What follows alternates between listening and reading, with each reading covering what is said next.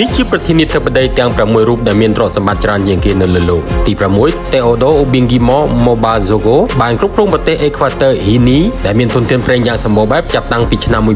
1979មកទ្រព្យសម្បត្តិរបស់លោកត្រូវបានប៉ាន់ប្រមាណប្រហែល$600 លានទ្រព្យសម្បត្តិដ៏ប្រណិតរបស់លោកត្រូវបានបង្ហាញតាមរថយន្តទំនើបយន្តហោះឯកជននិងអចលនទ្រព្យប្រណិតនៅទូទាំងអឺរ៉ុបនៅឆ្នាំ2019មូលដ្ឋានអំណាចស្វីសបានលក់រថយន្តប្រណិតចំនួន25គ្រឿងរបស់កូនប្រធានាធិបតីនេះដោយក្រុមហ៊ុនប្រទេសហូឡង់ក៏បានដកហូតទូកលំហែដ៏ប្រណិតតម្លៃ$120 លានផងដែរទោះបីជាប្រទេសមានប្រេងច្រើនក៏ដោយប្រជាជនភាគច្រើននៅអេក្វាទ័រហ្គីនីនៅតែរស់នៅក្រោមភាពក្រីក្រទី5លោកស៊ីជីនពីងត្រូវបានចាត់ទុកថាជាអ្នកដឹកនាំដែលមានទ្រព្យសម្បត្តិច្រើនបំផុតក្នុងពិភពលោកដោយមានទ្រព្យសម្បត្តិប៉ាន់ប្រមាណ$1000 លាន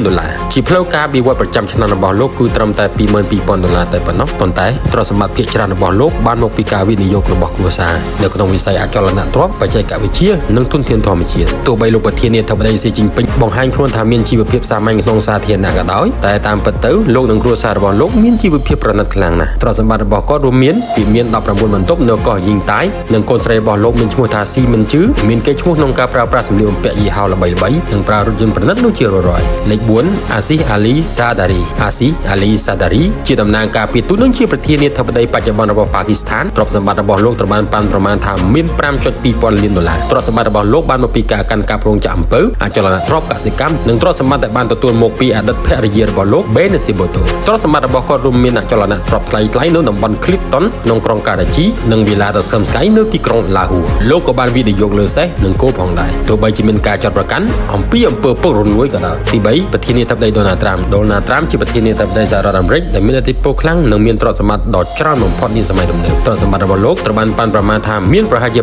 $5.6 លានលោកបានទទួលកេរ្តិ៍ឈ្មោះក្នុងវិស័យអចលនទ្រព្យការកំសាន្តនិងម៉ាកទំនិញល្បីៗផ្ទាល់ខ្លួនទ្រព្យសម្បត្តិ Mar-a-Lago នៅ Florida និងទីលានកីឡាលំដាប់ពិភពលោកជីវិតប្រចាំថ្ងៃរបស់លោកមានសេរីភាពនិងប្រណិតខ្លាំងណាស់ដូចជាមានយន្តហោះផ្ទាល់ខ្លួនទូកលំហែប្រណិតនិងអាហារដ្ឋានលំដាប់ខ្ពស់លេខ2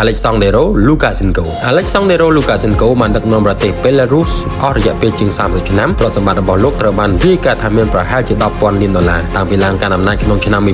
1994មកលោកគ្រប់គ្រងសេដ្ឋកិច្ចក្នុងប្រទេសយ៉ាងតឹងរ៉ឹងបណ្ដាលឲ្យខ្លួននិងគូកនរកប្រាក់ចំណេញពីការប្រឹងប្រែងពាណិជ្ជកម្មរដ្ឋរបាយការណ៍បង្ហាញថាលោកមានជីវភាពប្រណិតដូចជាមានវិឡាធំយន្តហោះឯកជននិងរថយន្តប្រណិតជាច្រើនរដ្ឋាភិបាលរបស់លោកត្រូវបានចាត់ប្រកាន់ថាប្រើវិធីសាស្ត្ររំលោភការបោះឆ្នោតនិងបិទមាត់លើយុទ្ធនាការឃោសនាទី1 Vladimir Putin ប្រធានាធិបតីរបស់ប្រទេសរុស្ស៊ីបច្ចុប្បន្នមានទ្រព្យសម្បត្តិដែលត្រូវបានប៉ាន់ប្រមាណថាប្រហែលជា$200,000 លានពួកគេរាយការណ៍ថា Putin ជាប្រធានាធិបតីដែលមានទ្រព្យសម្បត្តិច្រើនជាងគេបំផុតនៅលើលោកនេះទោះបីជាប្រាក់បៀវត្សប្រចាំឆ្នាំរបស់លោកត្រឹមប្រហែលជា$140,000និងមានផ្ទះទំហំ800 feet ការ៉េតែជីវិតពិតរបស់លោកពោរពេញទៅដោយភាពប្រណិតលោកមានវិមានលើសមុទ្រតម្លៃ$1,000 លានរថយន្ត700គ្រឿងយន្តហោះ58គ្រឿងនិងទូកប្រណិតដែលមានតម្លៃ$100 លានអ្នកវិភាគសន្មតថាទ្រព្យសម្បត្តិរបស់ពូទីនភាគច្រើនបានមកពីការគ្រប់គ្រងធនធានធម្មជាតិនិងសហគមន៍រដ្ឋយ៉ាងហ្មត់ចត់រយៈពេលជាច្រើនទសវត្សរ៍